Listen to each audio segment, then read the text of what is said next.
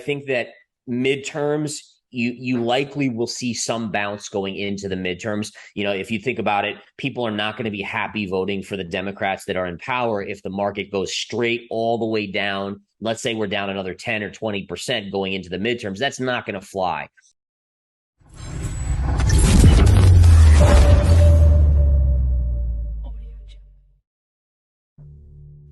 So, I'm never a proponent of after big drops exiting. It's, you want to wait for the bounce. You want to buy things that are on sale. So for me, if I'm looking at the S&P, and we can look at the S&P chart here, is that certainly it was a nasty sell-off. You could almost see the writing on the wall, and I'll show you how the charts kind of told us that we were likely going to see some downside. So if you take this low from June and you connect it to this secondary low, which is in kind of July, look at how it connects perfectly right through. So pivot low, pivot low, pivot low, and look how you broke down just before the Fed. So you had a break of that trend line. So what that tells me is that the market was going to likely head lower. The question is where to?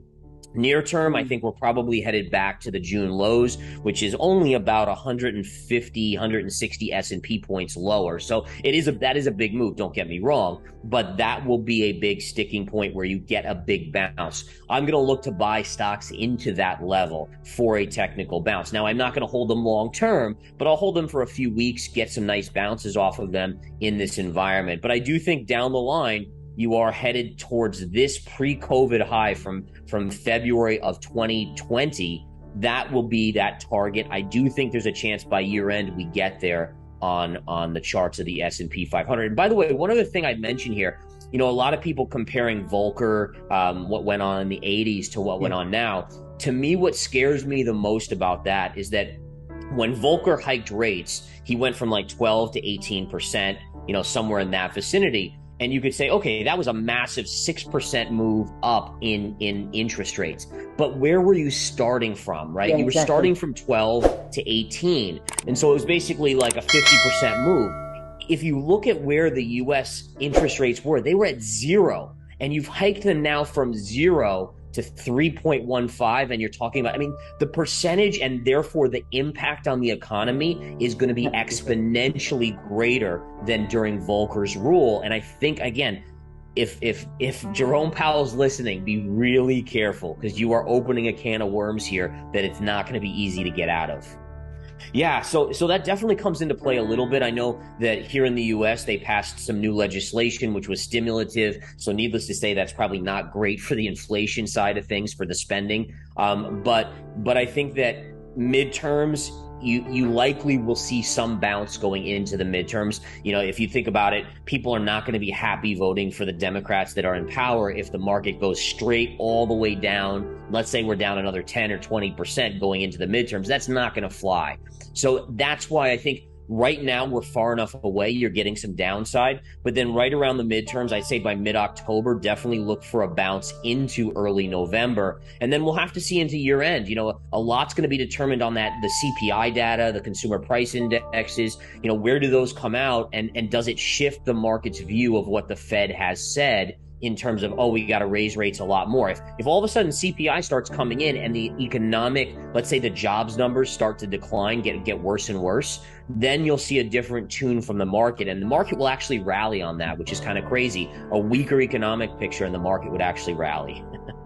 Yeah, you're talking about the quantitative tightening going on that they're unloading. Yeah. So and that's one of the main reasons why I was pretty firm on the 75 basis points. There were some people out there calling for 100 basis points, but remember that starting September 1st, they began quantitative tightening, which is basically dumping their balance sheet, which is another form of tightening.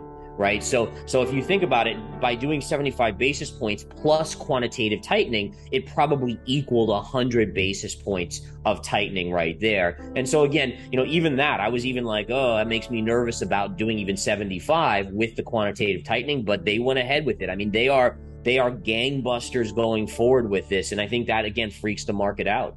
Yeah, that would be ideal. They've used the jobs numbers as kind of a point for why interest rate hikes are okay. But we know that the jobs numbers are the lagging indicator that they are. So, for instance, we probably haven't seen the jobs numbers yet from even the first 75 basis point hike that was done months and months ago. So I do think that, again, they're smart enough to know that.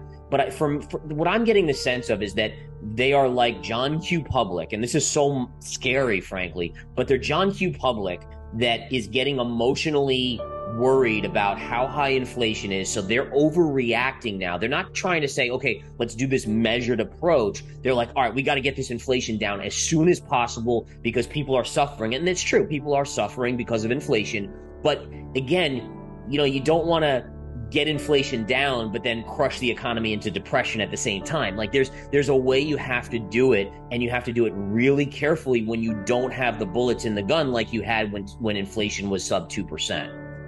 Yeah, and the dollar, you're right. I mean, just an incredible move. I think now you're close to like 17% just in 2022 in terms of upside in the DXY. So let's take a look at the chart and just see what we have. So the first thing that jumps out at me is that in terms of the up move here, this is from 2021, right? Look at that vertical move nonstop. This is the weekly chart of the DXY. It has just been ripping higher. Having said that, what you're going to start to look for is, kind of like what over here could put a top in the dollar. I do see a little bit of a pivot right here. And again, let me put a trend line in there. And again, this is just a little bit of a pivot where it could cause a pullback. We're just about into that little low. But if we get through that, then this would be your next stopping point at 120 on the DXY. Now, I'm in the camp that there are so many bulls on the dollar that we're probably nearer a top than not.